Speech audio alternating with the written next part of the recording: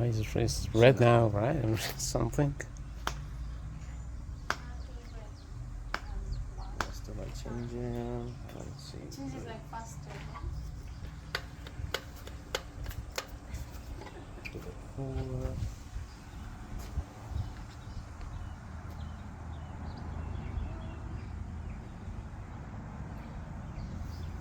like solid blue. And then I want to say if we turn it off.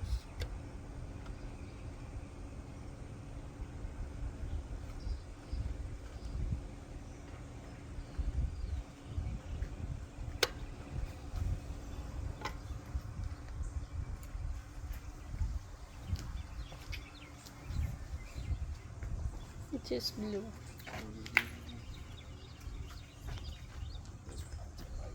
I think if you turn it, so if it's on and then you turn it, sometimes it's changing now. Sometimes they'll get out of sync. So I think if you turn it off for in between 12 and 14 seconds, turn it off and let it sit for 12 seconds, and then turn it back on, it usually syncs them back up. And then let's see if I get. I'll probably gotta find there's like a little color chart on each, however many turns is to what color. So, and then let's see if I can find that and send that to you. Okay. Yeah, I guess what's left is water chemistry. So test for and monitor. There's a couple other ones like calcium that's not on here. Calcium level should be. We took care of it, so I assume the calcium level is good. It's not something you have to worry about. Only calcium can get higher. Like certain chemicals that we put in have a little bit of calcium, so over time it gets higher. If the calcium gets too high, you can have like some buildup on the wall, like calcium deposits on the wall. So if you start to see that, maybe get a test and see maybe if the calcium's too high. But really, these are the main four that we're going to worry about. It's going to be chlorine, alkalinity, pH, and cyanuric acid. Oh, what? Cyanuric acid. Okay. Yep. Alkalinity and pH kind of go together. So pH is like the acidity of the water, whether it's base or acidity or acid. 7.2 is the recommended range. So that's where we want to keep it. Your eyes are like a 7.3, 7.4. That way it's not going to burn your eyes as much. And then chlorine is very effective at 7.2. And the higher up we get away from that, the less effective chlorine is that we put in the water. So 7.2 is kind of where we want to keep the pH. If the pH is too high, you could have like cloudy water. You'll have the burning eyes.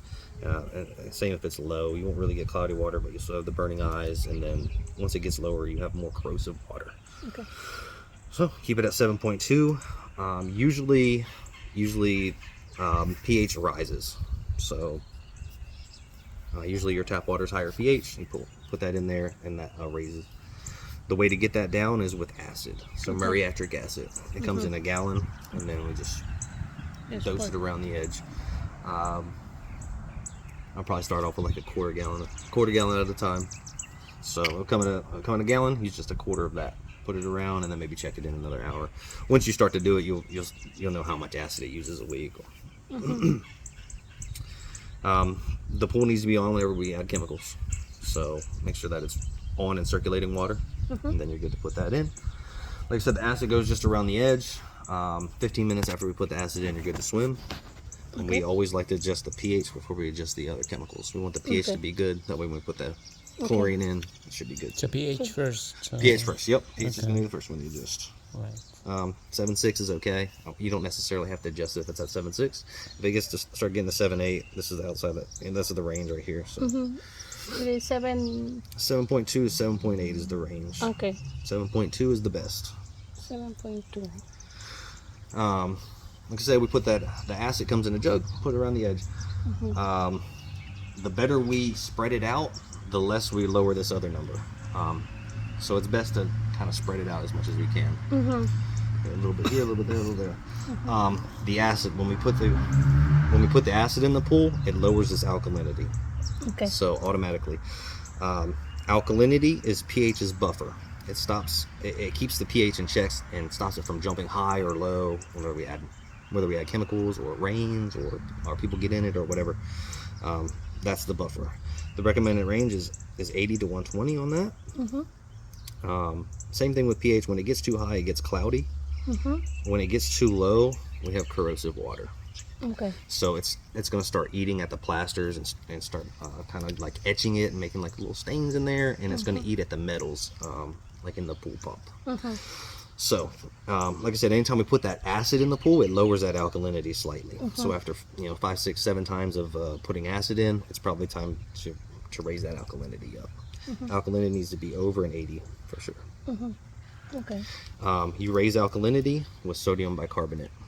And that's baking soda, Okay. and a lot of it usually put 10 pounds in at a time. So that'll bring the alkalinity back up and stop that corrosive water. Other than that, that's those two.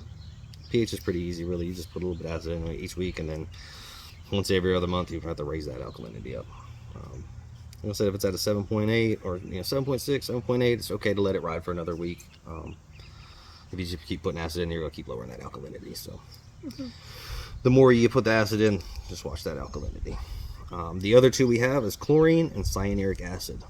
So just like alkalinity is pH's buffer, cyanuric acid is chlorine's buffer. Okay. So cyanuric acid is chlorine's protection from the sun. It wraps itself around the chlorine and protects it from being destroyed by the sun. If we don't have cyanuric acid in the pool, 50% of the chlorine we put in the pool is burned up in the first hour. It disappears right out. The sun burns it up. The problem with cyanuric acid is when it starts getting too high. If you have none in the summer, your chlorine will disappear. When it gets too high, this cyanuric acid wraps itself around the chlorine multiple times, and now the chlorine can't get out to kill the bacteria. So we just need to watch about using the cyanuric acid. Whenever we put fresh water in the pool, we usually put some of that in, and then it's in the pool, and it doesn't really go anywhere. Okay. It kind of stays in there. The problem with the cyanuric acid is the tablets that we were talking about over there. They have that built into them. So if we use too many tablets, this number starts getting higher, and then we have to use more and more and more chlorine. Okay. So recommended range is 40 to 100. We like 40. 40 is our best number. Once it starts getting higher, it gets worse. So if we have whatever this number is, chlorine needs to be about 10% of that. So if we have 100, now your chlorine needs to be a 10, rather than the recommended range is just 1 to 3. So we only need just a little bit of chlorine in there, but if there's too much of this, we have to have more chlorine because the chlorine can't be used. Okay. When it gets high, there's nothing. They don't make anything to take this out of the water. We have to drain the water and put new water in. Okay. So that's why I say just be careful about those tablets and not fill them all the way up. And then we'll talk about the tablets in a second. The final one is chlorine. So chlorine is what we put into the pool to keep to kill the bacteria that's in the pool and keep it clean and clear. There's many different ways to put the chlorine in the pool. There's the liquid chlorine. There's like the granular that they probably use when they come. They put it in and brush it. You can create chlorine with the salt system. You got the tablets. You got all that stuff. Any way that we put chlorine into the pool, that chlorine gets used up on bacteria, kills the bacteria, but it remains in the pool. So they remains in the pool as chloramines. So chloramines are bad chlorine that fight the good chlorine. Only way to get rid of those is to shock the pool or oxidize the pool, and that's that shock that you see them putting in there. When they put that in there, they raise the level of the chlorine up over a 20 or 30, and that burns out all those bad chloramines that are hanging around. So recommended range for chlorine, like I said, is 1 to 3. But it's really here in summer in Texas, it's 10% of this number. So when this number starts getting a little higher, you got to put a little bit more chlorine in there. Okay. So which one was this one? This one is cyanuric acid. The CYA, cyanuric acid, CYA, stabilizer, conditioner. They're all the same thing. They all call them. Okay. So the acid has to be 40. Yeah, it needs to be 40. And then the chlorine Yeah, chlorine needs to be 10% of chlorine. the CYA. is 10%. So when we test it, we just kind of dip it in there, kind of measure them up. So it looks like we got 10 chlorine. Looks like the alkalinity is getting about to that time where we need to adjust it. This one looks pretty good. I'd say it's probably 7.2, 7.4. And then your cyanuric acid somewhere here. So it's probably around 40, 60 or something like that. We just kind of, if you get strips, that's how you do it. And it's kind of a rough. So this one has like A lot of chlorine, yep. well, because they came yesterday. Yeah, probably. Okay. Yeah, they probably shocked it yesterday. Yeah. So So, if but- it's high in chlorine, there's nothing left to be done. There's nothing. Yeah. If you dip It's this fine. in there and you got some purple, you're good. If it's at a 0, we definitely need to get some chlorine in there. Too Usually loud. we shock it. So the recommended dosage for chlorine, the kind of the standard, we use 1 pound of shock per 10,000 gallons per week. So I would say this is probably 12,000 gallons, 10, between 10 and 15. So you should look to use 1.5 pounds of shock every single week. But that when we get that, you would tell us what to put or how are we going to do? That's my idea. I mean, my idea is to test it Yeah. and then take it to the store. Yep. And then getting whatever I need from you Yeah. there, and Yep. then just come Yes, here. sir. Like Yep, that. they'll do that. They'll run it through there and they'll tell you exactly how much. To avoid that, if you put the same thing each week, you can maybe not have to run up there. Ah, okay. So, like I said, for chlorine, we would use 1.5 pounds of shock. So 1 pound per 10,000 gallons. So 1.5 pounds. You would use 1.5 pounds a week, and then you need to put the tablets in there too. So the shock raises that chlorine up, burns out all that stuff, and then it dissipates quickly. And we'll leave you with a little bit of chlorine, but we need to have those tablets in there that slowly dissolve through the week to give you the chlorine. And you probably need 2 tablets a week in the summer. Okay. So 1.5 pounds of shock, 2 tablets, and that should get you through the summer. Get you through a week of the summer. If you have more, if you have a bunch of swimmers or you have rain or anything like that, it's best to throw some shock in there because the rain's going to eat it up. Any bacteria, dogs get in the pool. One dog is worth like 50 people getting in the pool. So if dogs get in there, they're pretty dirty. So dogs get in there a lot. See? You got to put a little bit. You got to put a little. See, They can't help it. yeah, we don't have pets. It's that's only the two of us who have. Okay, But I okay, had yeah. that idea that if we had a dog, I wouldn't let it Yeah. come into the Oh. pool. And it was and he just asked me like, why? And so like, I don't know. It's just I don't know, but it's Yeah, it's good. If the kid get in there, they'd be pretty clean, I guess. Yeah, The chlorine I would give it suppose. back to you. Yeah. Okay. So if you have heavy swimmers or anything like that, just put some more chlorine in it. But yeah, that would be what you would probably use: 1/4 gallon of acid, 2 tablets, and 1.5 pounds of shock each week. And I would say, 75% sure that would get you each week. You would come back and it would almost be the same. Your alkalinity would lower a little bit because you put Okay, that so acid in there. what was the 2 tabs, 2 taps? 2 tabs, and 1.5 pounds of shock, or maybe even 2. 1.5 pounds Yep. of what? Shock. Oh. Chlorine shock. Sure. That's that powder stuff that they put in the side of the pool. 2 taps, 1.5 pounds of sugar. Yep, and 1/4 gallon acid probably. You'll add the acid depending on if the pH is high or not. Though.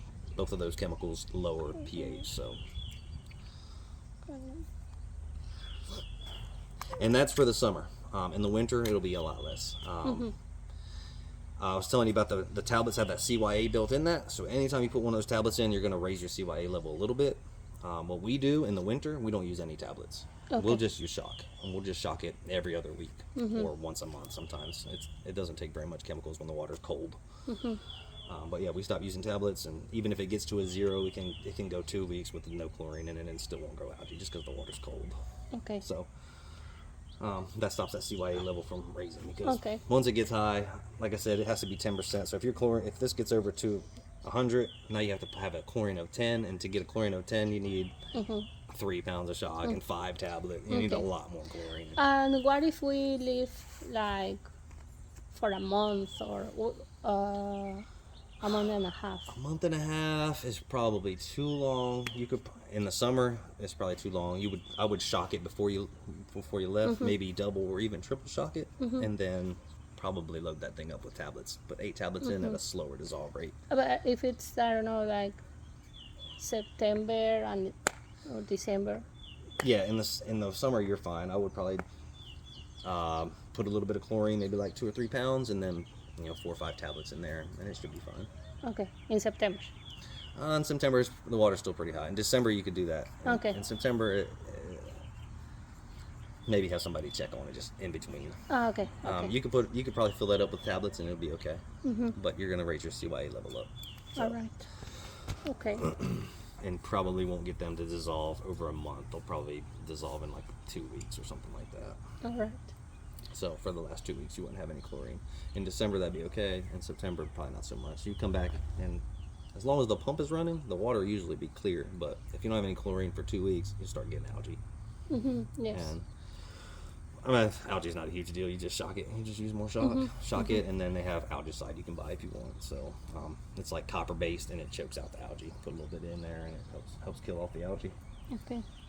All right. Um, And this they just we have to clean them same once a week, or when they're yeah. it doesn't matter.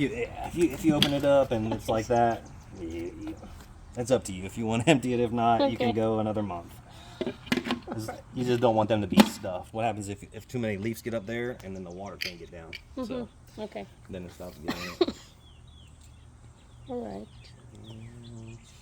Anytime we put chemicals in, pump's got to be on. You're running 24/7, so it doesn't matter. But if you changed your schedule and you only want to run it from like 8 to 8, not a good idea to come out at 7 o'clock at night and put the chemicals in, because then you're gonna put the chemicals in and the pump's gonna stop for an hour. But if you're running 24/7, you can put in chemicals 24/7 whenever you want. Okay. When we adjust it, want it to be on, I want to put that acid first. Maybe just let the acid go for 5 minutes or so, and then you're good to put your shock in. Okay. And how long do we have to wait to swim? Yeah. After all the chemicals? Acid is 15 minutes. So if you have chlorine in the pool and you just want to adjust the pH, 15 minutes after you put the acid in, you're good. If you need to shock the pool, it's 4 to 6 hours. So yeah, if you have to put that, if it's that time and you put that 1.5 or 2 pounds of shock in, you have to wait 4 to 6 hours. You don't have to, but it's gonna it might irritate your skin. They recommend stay out, because what we're doing is we're raising that chlorine level up over 30. We're raising that chlorine really high to kill out those chloramines. We do commercial properties and we put a bunch of chemicals in there, and we tell all the kids, don't, teenagers don't get in, and we're walking away and they're jumping in. So it's not really going to hurt them, but it's going to. They probably had some itchy skin that night. Okay. If the chlorine's really high, it might burn your skin a little bit. We just try not to drink it. So just try to drink it if it's really high. Okay. But when is the time when we shook it? You should probably just pick a day that you like and just get that routine. Check the baskets, check your pump basket, check the pool, and then just do it all in once. Maybe Okay. try to do it every Sunday or every Monday or every Tuesday. Whatever. If you're gonna swim on Friday, don't do it on Friday. Do it on Thursday or after you're done swimming. Monday's probably a good day, or Sunday once you're done with the pool. Get the chemicals in there, check them, because once you get in there, you'll use up some of the chemicals in a bunch. But Okay. All right. Good.